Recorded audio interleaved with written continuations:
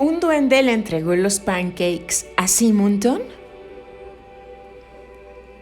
El hombre de piel verde y orejas puntiagudas que vi en 1963 ha aparecido en el folclore de muchas culturas, incluso en aquellas que no utilizan peyote. Ha sido visto con mayor frecuencia en los últimos años como un humanoide extraterrestre en varios informes de ovnis de supuestos contactados. Y a finales de los años 60 comenzó a aparecer regularmente en la televisión, conocido como el señor Spock, en la serie Star Trek. Y desde entonces se ha mantenido en la tele a pesar de los frecuentes intentos de la cadena para cancelar el show y librarse de él.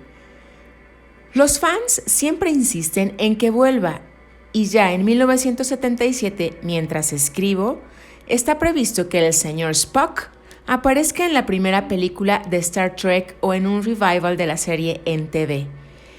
Es una imagen, o como diría Jung, un arquetipo, que no puede ser borrado de la mente humana. Mescalito toma muchas formas en diferentes sistemas mitológicos. Aquí está cómo es representado en las descripciones de los chamanes nativos americanos, como Peter Pan en un anuncio comercial y como el señor Spock en Star Trek. Es uno de los habitantes de la Capilla Peligrosa más ampliamente reportado y es conocido en docenas de tradiciones chamánicas. Por coincidencia en su disfraz de Spock, este duende de orejas puntiagudas nos ha dado un lema que se ha situado ampliamente en la correspondencia entre inmortalistas, científicos dedicados a la búsqueda de la longevidad y la eventual inmortalidad física. Por supuesto, el lema es larga vida y prosperidad. Hemos visto ese lema en las cartas de la Sociedad Criogénica de Michigan, la Sociedad Criogénica de Bay Area, la Sociedad Prometheus y otros grupos de inmortalistas. Posiblemente esta coincidencia parecerá más que una coincidencia cuando hayamos examinado más datos. La forma irlandesa de Mescalito es el leprechaun, destacado por ser juguetón, engañoso y, curiosamente, por dejar regalos en la forma de alimentos, así como el supuesto ufonauta que le dejó los pancakes a John Simonton.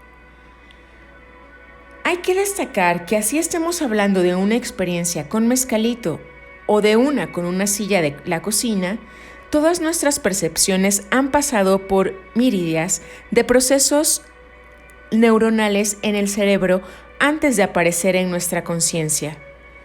En el punto del reconocimiento consciente, la imagen identificada es organizada en un holograma tridimensional que proyectamos fuera de nosotros mismos y llamamos realidad.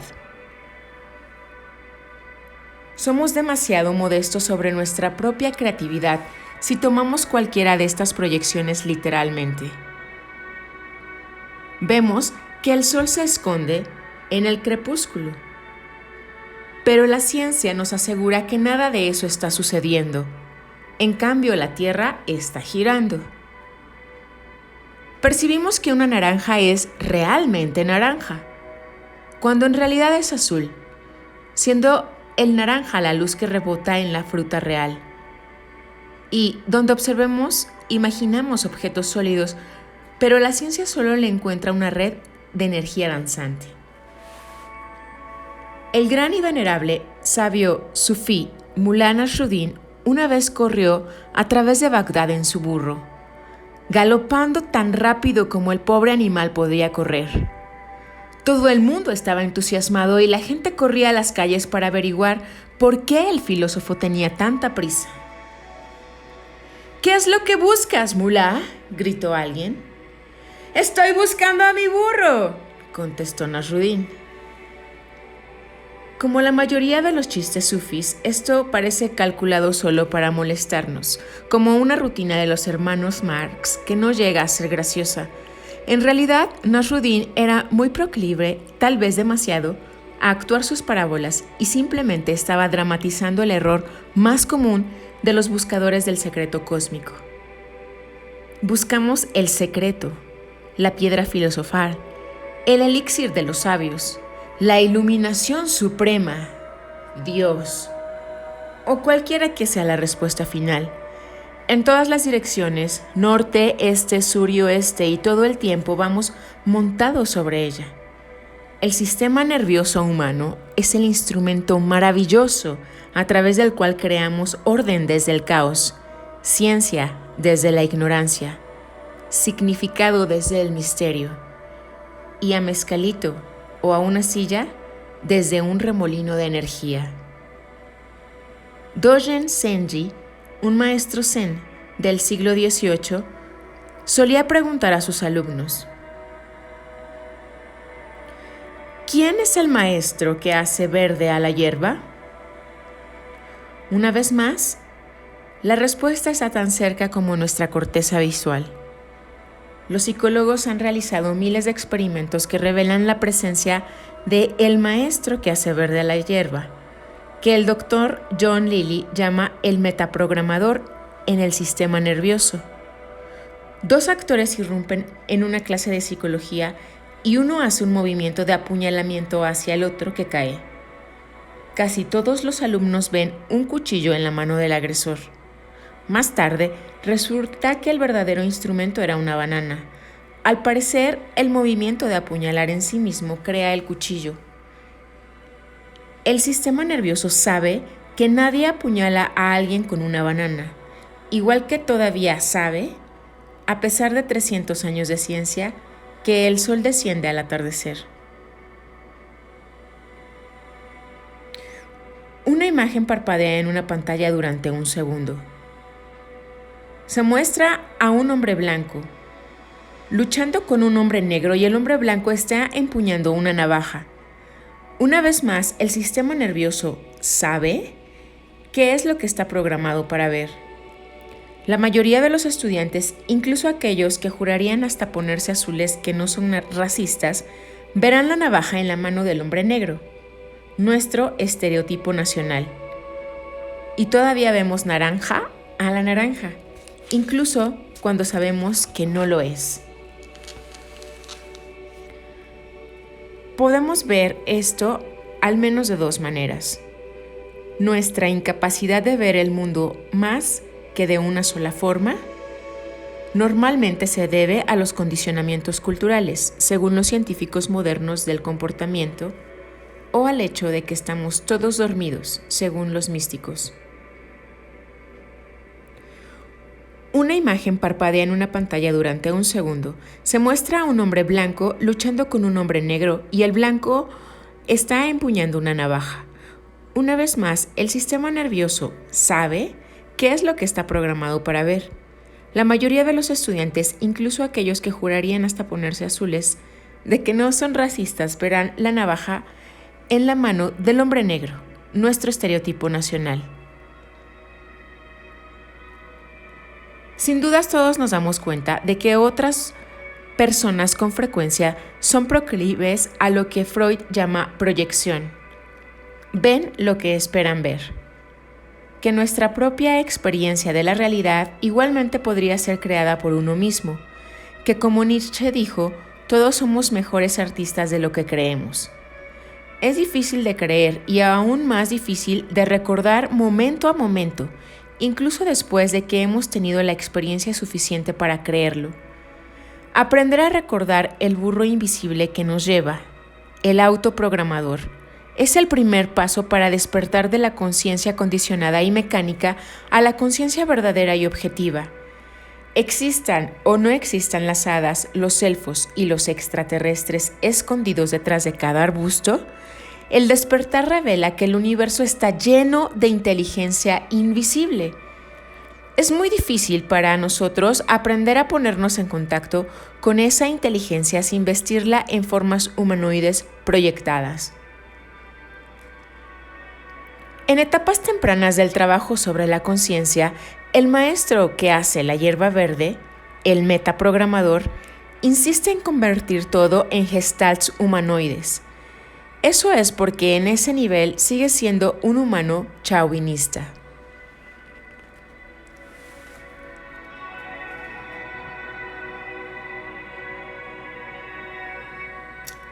El asesinato de Kennedy y la red.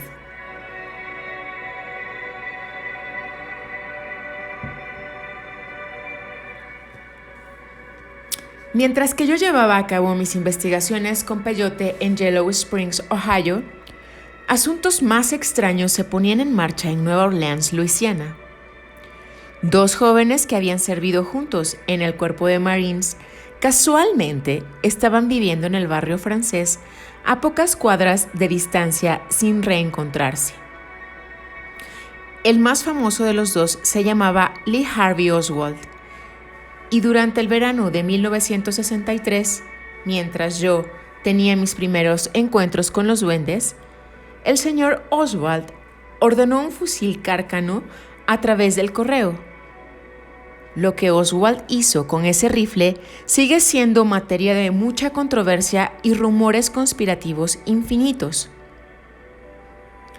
El otro joven se llamaba Kerry Thornley y estaba en el proceso de creación de una nueva religión llamada discordianismo, que más tarde se convirtió en uno de los temas centrales en el grupo de novelas llamadas colectivamente Illuminatus.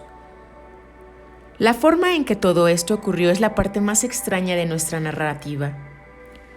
Después de ese otoño, la esposa de Oswald se separó de él y se fue a vivir con la señora Ruth Payne en Fort Worth. La señora Payne era la hermana de mi médico de cabecera. Cuando esta conexión salió a la luz después de los enigmáticos eventos en Dealey Plaza el 22 de noviembre, el materialista lo consideró una coincidencia divertida. Todavía no me había empapado lo suficiente en Jung como para llamarlo sincronicidad. En cuanto a Kerry Thornley, no lo conocí hasta 1967, cuando abracé la religión del discordianismo y nos hicimos buenos amigos.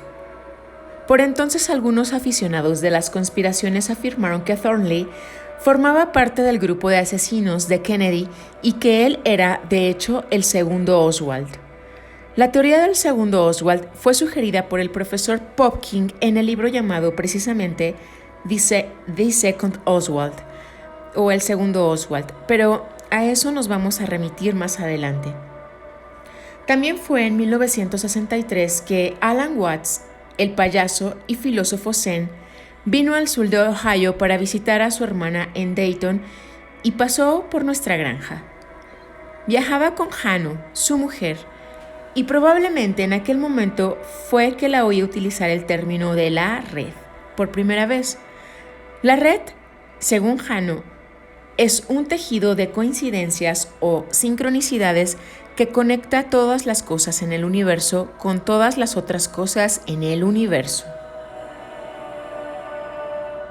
Por ejemplo, originalmente yo había presentado a Alan Watts y a Hannah en 1960. Su relación se convirtió en el último matrimonio de él y también el más duradero y feliz. El segundo nombre de Alan era Wilson, que como habrán notado es mi apellido. Muchos otros científicos han concordado con la opinión de Carl Jung que el número de coincidencias sorprendentes de la red aumenta marcadamente alrededor de quien se involucra con la psicología profunda o en cualquier investigación para ampliar los perímetros de la conciencia. Arthur Koestler ha escrito extensamente acerca de esto en The Roots of Coincidence y The Change of Chance.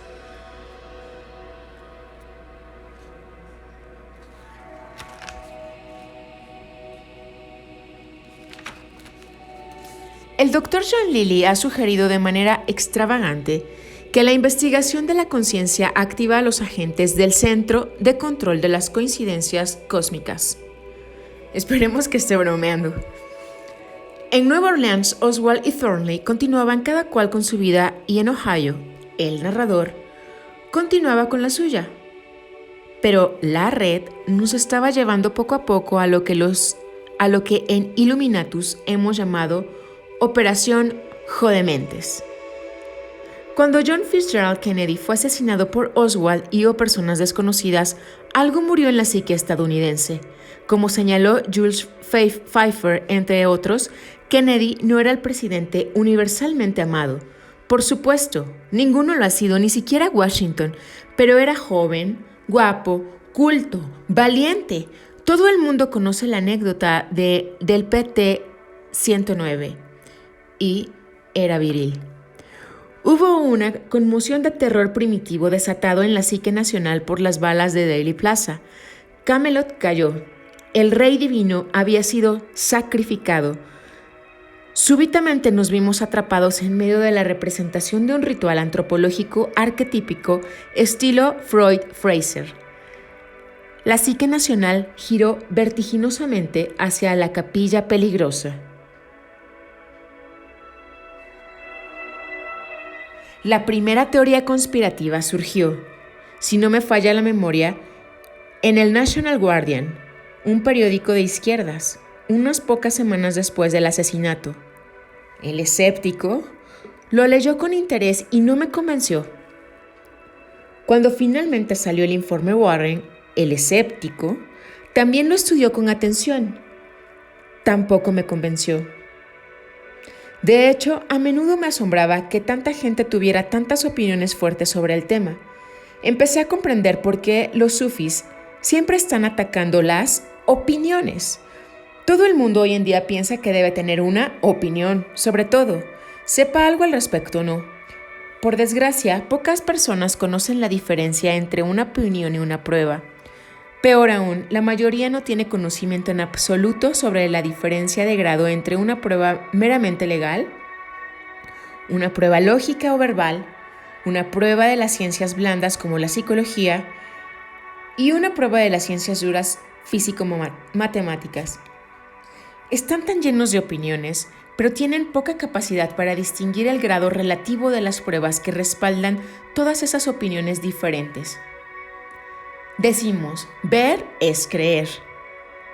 Pero en realidad, como Santayana ha señalado, somos mucho mejores creyendo que viendo. De hecho, casi todo el tiempo estamos viendo lo que creemos. Y solo de vez en cuando, viendo lo que no podemos creer.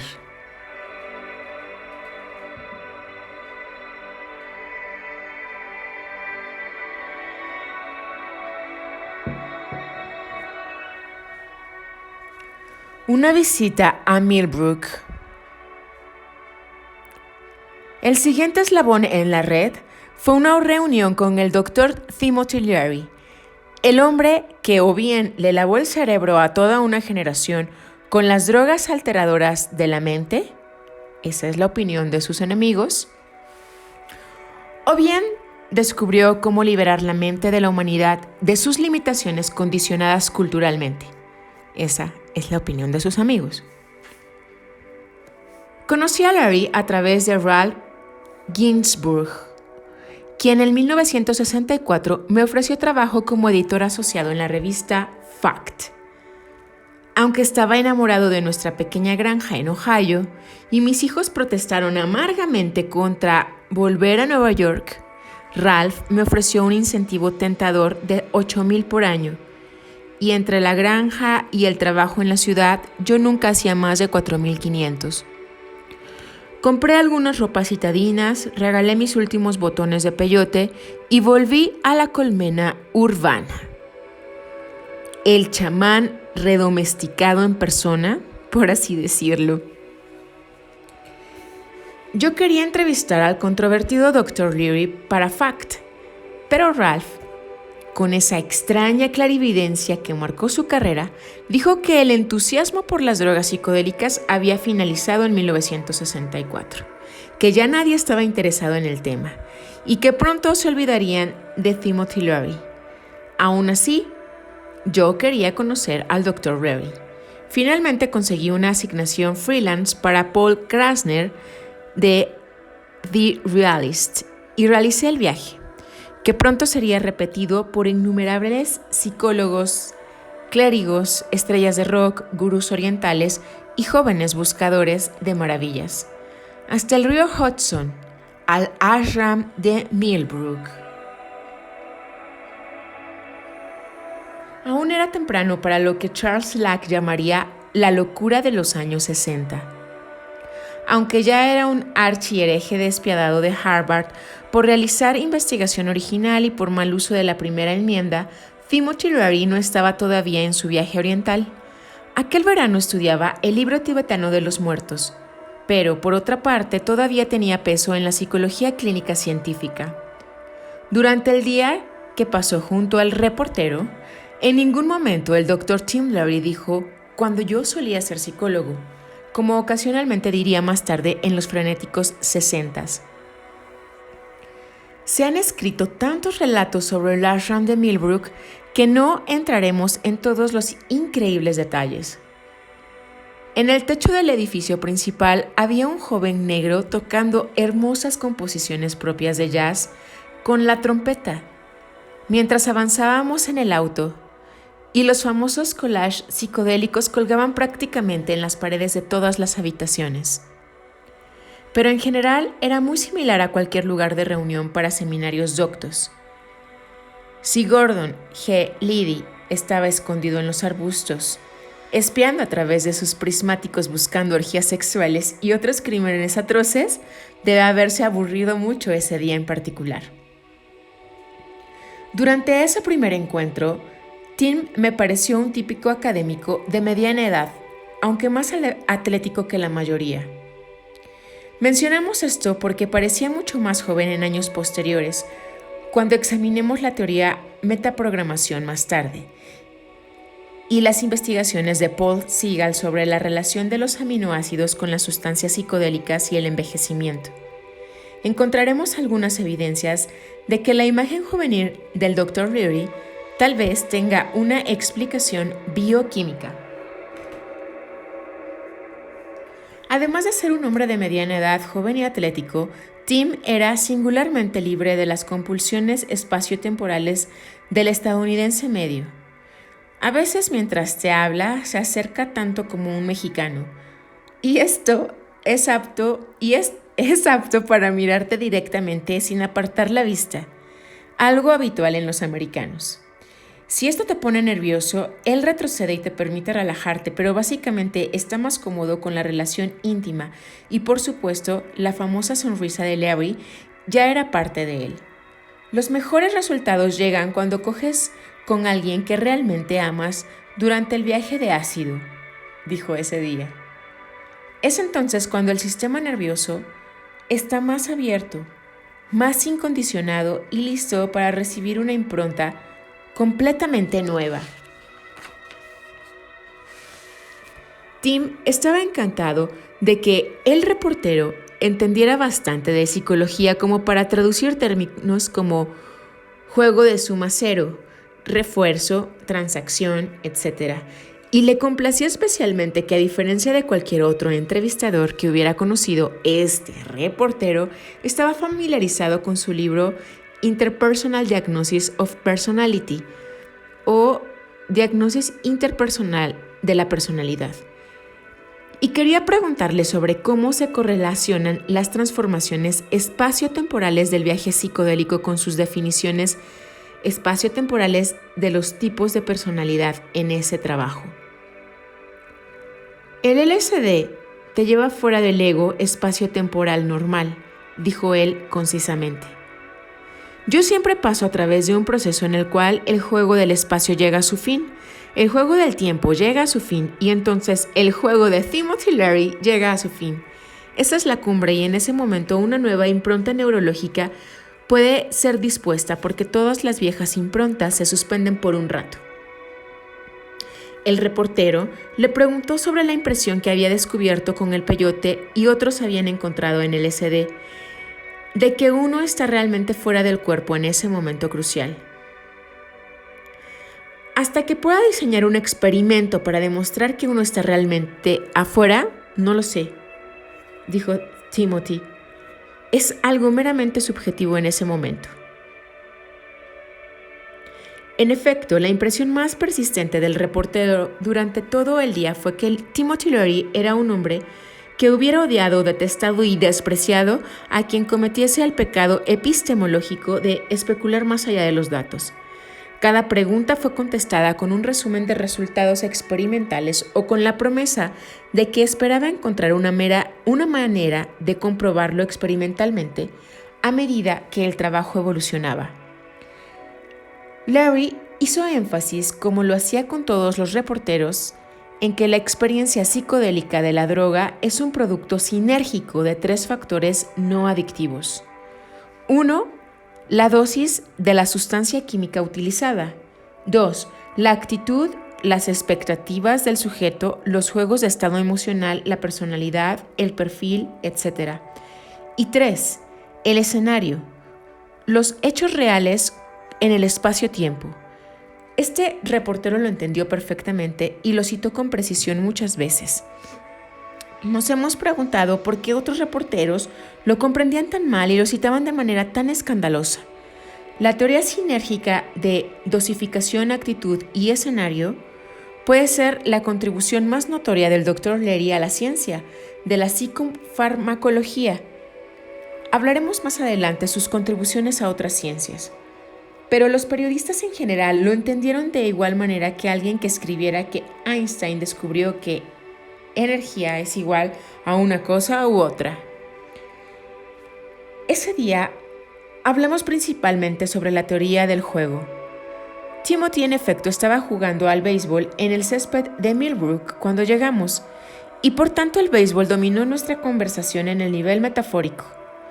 Él había abandonado los conceptos de psicólogo y paciente en 1957, reemplazándolos por equipo de investigación, porque estaba convencido que la jerarquía implícita en psicólogo, el perro alfa, y paciente, perro inferior, predeterminaba ciertas conclusiones. Ahora quería examinar todas las relaciones interpersonales en términos del modelo de juego de Morgenstern von Neumann. Según el economista Oscar Morgenstern y el matemático John von Neumann, en su eminente teoría de juegos y comportamiento económico, la mayoría de las transacciones humanas pueden ser analizadas matemáticamente tratándolas como si fueran juegos. Larry había escrito su tesis de doctorado sobre terapia grupal, en una época en que uno de sus asesores facultativos, indagando, le dijo: «Joven, terapia grupal es una contradicción de términos», y analizaba a la personalidad como un proceso grupal definido por las reglas de la política interpersonal. Más simplemente, él se refiere a estos procesos grupales estereotipados de definición de realidad como juegos. ¿Qué están haciendo realmente los jugadores en el espacio-tiempo? Larry preguntó retóricamente ese día. ¿Quién batea? ¿Quién está lanzando? ¿Cuáles son las reglas del juego? ¿Cuántos strikes antes de estar fuera? ¿Quién hace las reglas? ¿Quién puede cambiar las reglas? Estas son las preguntas importantes. Mandamos al diablo cualquier persona que venga aquí hablando de enfermedad o neurosis o ego o instinto o madurez o cualquiera de esos galimatías metafísicos. Larry llegó a rechazar prácticamente toda la terminología psicológica considerándola precientífica y vaga. Tenemos un contrato entre nosotros, dijo. Vamos a hablar de sentido, y eso significa especificar dónde están los cuerpos en el espacio-tiempo y qué tipo de señales están intercambiando. Esta era la posición metodológica básica de la física post-Einstein, pero Larry la llevaba lo más lejos posible. Nadie era cuerdo o loco, estaba en lo correcto o equivocado, alucinaba o no alucinaba. Todas estas palabras eran juicios de valor en relación con los prejuicios del observador. Lo que sucedía en las relaciones interpersonales descritas objetivamente y desde un punto relativista era que varios partidos o coaliciones negociaban por el control del espacio neuromuscular, territorio etnológico, o por el derecho a definir el juego para todos los demás jugadores, territorio ideológico. El gran rival de Larry en Harvard, el Dr. B.F. Skinner, pionero del enfoque conductista, rechazó las psicologías intuitivas y poéticas de freudianos y junguianos, considerándolas como poco científicas. Mientras que Larry estaba de acuerdo con esto, sintió que Skinner mismo había tomado un giro igualmente equivocado, utilizando como modelo los mecanismos de tire y empuje, acción-reacción de la física newtoniana. La psicología no se transformará en ciencia copiando la física de los siglos pasados, me dijo Larry. Tenemos que aprender a usar los mejores modelos de la física de este siglo. Él sentía que estos modelos serían relativistas y describirían las diferentes coordenadas de la realidad experimentada por diferentes organismos como intercambios de señales en el espacio-tiempo. Muchas personas se sentían tan perplejas o desconcertadas por el Larry Guru de los años posteriores que este antecedente de su obra nunca fue comprendido. Durante el proyecto de rehabilitación de prisioneros de 1961 a 1962, por el que el Dr. Larry fue elogiado por el Departamento Correccional de Massachusetts, Timothy se negó a dejar que sus compañeros de trabajo especularan si sus convictos empeoraban o mejoraban. ¿Dónde están sus cuerpos en el espacio-tiempo? ¿Qué señales se están intercambiando? Preguntaría una y otra vez. Él había desarrollado un modelo de juego de 7 dimensiones e insistía en el análisis de todos los comportamientos en términos de las funciones. 1. Los roles interpretados.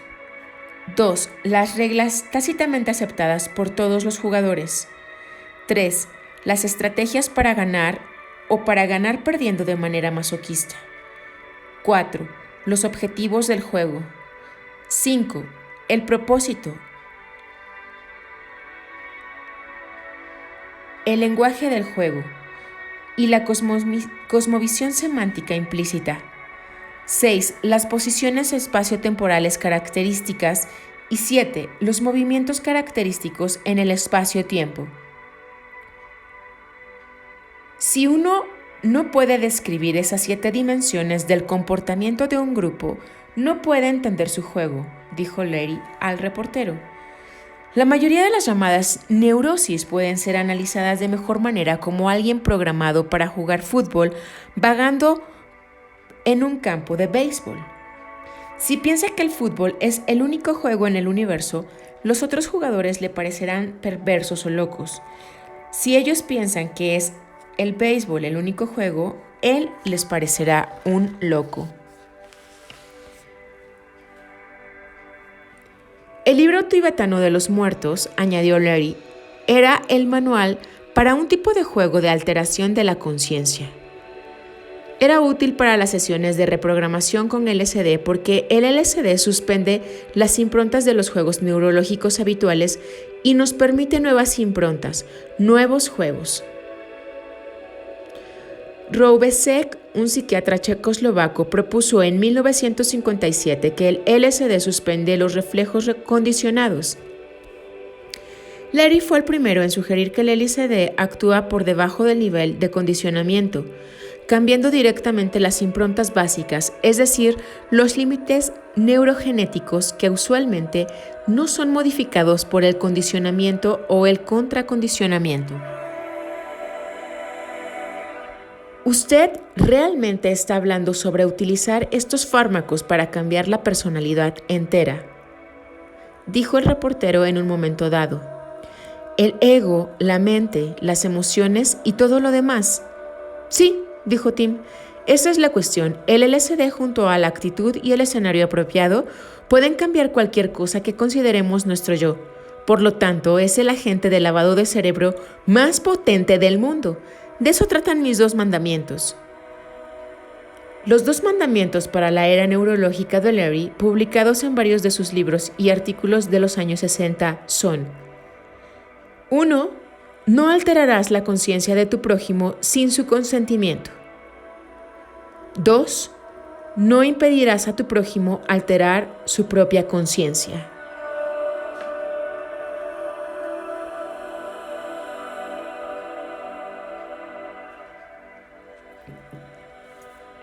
Laurie quería que los psicodélicos fueran regulados y controlados por clínicos médicos y psicólogos, siguiendo un código profesional de ética que protegería a los sujetos. De hecho, tampoco le gustaba la palabra sujetos y prefería de manera igualitaria llamar a los viajeros en cada experimento asociados de investigación. Estaba convencido de que habría abuso y mal uso de las drogas si el control se colocaba en manos del gobierno. Algunas de las recientes revelaciones acerca de las investigaciones de la CIA ilustran lo que Larry temía. Una clínica ideal de reprogramación, como Larry la visualizaba, funcionaría de la siguiente manera. Supongamos que usted tiene un problema de personalidad que desea cambiar. Tal vez es un fetichista de los pies, o bebe demasiado, o siente que no puede aprender matemáticas, o es incompetente con las herramientas, o lo que sea. Usted va a la clínica y discute el problema con un experto en cambio de comportamiento. Él le explica la teoría detrás de la impronta con psicodélicos y le brinda literatura indicando claramente los pros y contras de la teoría, es decir, incluyendo artículos de quienes dicen que no funciona o que es demasiado peligrosa. Usted lo piensa durante una semana. Si decide que la teoría se ve bien, hace otra cita. Y si el personal decide que usted es un sujeto seguro, no prepsicótico o por demás vulnerable, el programa para el viaje es elaborado conjuntamente entre usted y el experto en cambio de comportamiento asignado a su tratamiento. El programa probablemente incluirá música y ritual, pero puede ser tan simple como solo relajar sus músculos tensos uno por uno. Al alcanzar la cumbre se hace la impronta. Emerge con una nueva realidad. Lo que antes era invisible o imposible, ahora es parte de su yo y de su campo perceptivo. Larry utilizó esta técnica con los convictos del proyecto de rehabilitación de presidiarios y afirma haber cortado la tasa de reincidencia nuevos delitos en un 80%. Larry había definido el éxito o el fracaso en términos de dónde se encontraban espacio-temporalmente los cuerpos 2 años después de salir de la cárcel. En aquel momento señaló alegremente que más del 80% de ellos todavía estaban fuera de la cárcel, mientras que la mayoría de los presos liberados vuelven a prisión 2 años después. El Dr. Walter Huston Clark, en 1976, señaló que los cuerpos de la mayoría de los presos de Larry aún estaban espacio-temporalmente fuera de la cárcel después de 15 años. El Dr. Richard Alpert utilizó la misma metodología para tratar a un homosexual compulsivo que deseaba ser capaz de tener relaciones sexuales con mujeres. Solo se requirieron 3 sesiones, una de ellas utilizada para crear el programa en colaboración con el paciente, 2 viajes de LSD con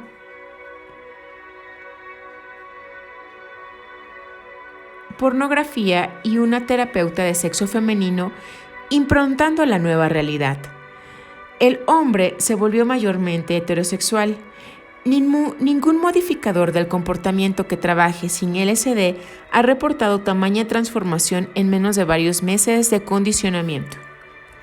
Tengamos en cuenta que una vez más, el Dr. Larry siempre aseveró que estos excelentes resultados nunca podrían obtenerse sin la actitud adecuada, el escenario apropiado y la plena cooperación y comunicación entre la persona que busca el cambio de comportamiento y el médico del caso.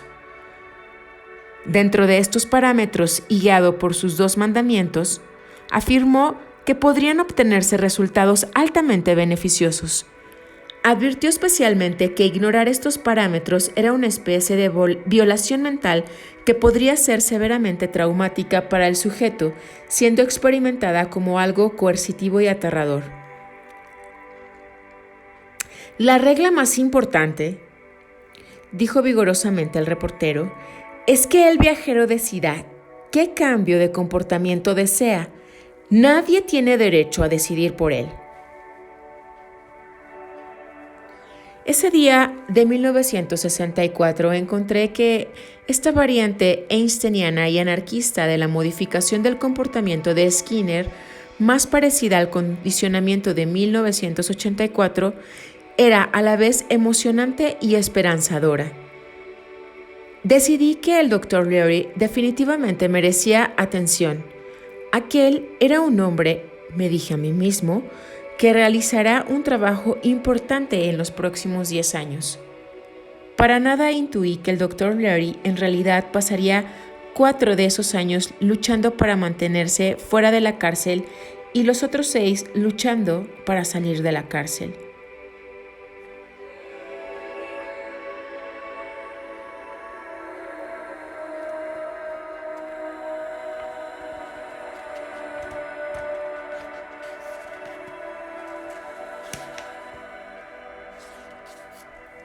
La reina del espacio.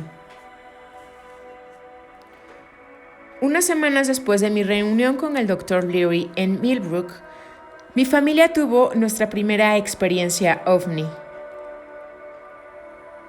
Vivíamos en el norte de Nueva Jersey y yo viajaba todos los días a mi trabajo en la revista Fact. Nuestra casa estaba al pie de una colina y un sábado por la mañana, mientras yo estaba en casa, los niños llegaron corriendo para decirme que un platillo volador acababa de aterrizar cerca de la cima de la colina. Fui hasta el patio trasero y encontré a una familia vecina igualmente excitada. En total, 6 adultos, el autor y su esposa, además de 4 del clan vecino que eran de la religión de los Apalaches y enormes, junto a 7 niños, los nuestros y los suyos. Vimos lo que parecía una nave plateada en forma de platillo. Todo el mundo fue turnándose para mirar el sitio de aterrizaje, a través de un par de prismáticos. Cuando llegó mi turno, vi lo que parecía un domo geodésico de Bucky Fowler, donde nunca hubo tal cosa, aunque ninguna figura humana o humanoide. Otros la vieron más con forma de platillo y algunos vieron humanoides en trajes plateados. Entonces, aquello, fuese lo que fuese, despegó. Definitivamente no era un domo geodésico. Al verlo despegar, decidí que probablemente solo fuera un helicóptero. Esa tarde mi hijo Graham se encontró con un extraterrestre en el bosque detrás de nuestra casa al pie de la colina. Era una mujer con piel plateada y le dijo a Graham, él tenía 5 años en el momento, que debía convertirse en físico cuando creciera. El profesor Jacques Vallée, que ha analizado con una computadora todas estas historias de contactos que han ocurrido desde 1890 para encontrar patrones estadísticos, nos informa que esto es sombríamente típico. Vallée ha descubierto que la mayoría de los niños contactados reportan mujeres extraterrestres. La mayoría de los adultos reportan varones de 2 tipos estándar: pequeños hombres verdes o gigantes azules. De hecho, el Dr. Vallée ha encontrado 44 paralelos, similitudes de imágenes, palabras y detalles entre la experiencia promedio de los niños contactados y los milagros atribuidos a la bienaventurada Virgen María en los países católicos, los ovnis y la BVM. Bienaventurada Virgen María. Dijo, solo son medio en broma. Parecen ser el mismo fenómeno. La mayor parte de las veces la señora se aparece a niños, ya venga de una nave espacial o del cielo. Generalmente va acompañada de luces blancas titilantes y en sus mejores momentos es capaz de suspender las leyes de la física a plena luz del día para las multitudes o de propiciarles una alucinación telepáticamente compartida. Le he pedido a Graham, que ahora está estudiando para ser físico, de acuerdo a la instancia de la señora, a que vuelva a contarme el cuento otra vez, para comprobar la precisión de mi memoria. Graham destacó especialmente los extraños trajes plateados de las figuras humanoides vistas en la montaña antes de que la señora se le apareciese. Marilyn Puller, una vieja amiga de Las Vegas que vivía en esa parte de New Jersey en aquel momento, 1964, casualmente llegó para visitarnos en Berkeley 2 días después del suceso descrito arriba. Muy espontáneamente y sin ningún conocimiento de la experiencia de Graham, nos contó sobre 2 figuras aparentemente extraterrestres que había visto casi al mismo tiempo en 1964, a fines del verano, aproximadamente a 50 kilómetros de nuestra casa. Ella es una de los muchos contactados que sufrieron amnesia y solo puede recordar haber visto a los seres sin más detalles. 20 minutos más tarde del avistamiento, despertó como de un trance y se habían ido. Ambos vestían uniformes plateados. Los católicos ahora llaman a la Bienaventurada Virgen María Nuestra Señora del Espacio. Ella es, por supuesto, otro arquetipo del inconsciente colectivo de Jung y existía mucho antes del cristianismo. Los egipcios la llamaban Nuit y la relacionaban específicamente con la estrella Sirio, pero sus representaciones pueden rastrearse al menos hasta estatuas halladas en cuevas que datan de 30.000 años antes de Cristo. Robert Graves, en su famoso y polémico libro La diosa blanca, intentó probar que el culto a la diosa era la religión más antigua de la humanidad y originalmente incluyó el uso del hongo psicodélico llamado Amanita muscaria. Los chamanes indígenas estadounidenses también la conocían y la llamaban la mujer peyote. Esa es la versión femenina de Mezcalito. Ella también aparece en El Mago de Oz de manera bastante graciosa como la bruja de la burbuja. En la película de esa novela, cada una de sus apariciones comienza con un globo plateado brillante que desciende desde el cielo, después de lo cual ella aparece en el lugar donde aterriza la burbuja. Esta es la forma en que los niños contactados generalmente la describen. Según Vallée, y el globo plateado también rondó algunos de sus milagros bajo el disfraz de la Bienaventurada Virgen María en Lourdes y en Fátima. En uno de sus milagros en Fátima, ella hizo que el sol descendiera directamente hacia la tierra en una experiencia o alucinación compartida por más de 100.000 testigos. Creer que el sol realmente se zambulló hacia la tierra es ingenuo, en mi estimación, pero si aceptamos que 100.000 personas pueden compartir telepáticamente la misma alucinación, entonces debemos contestar la gran pregunta: ¿cuánta de la realidad consensuada es creada del mismo modo?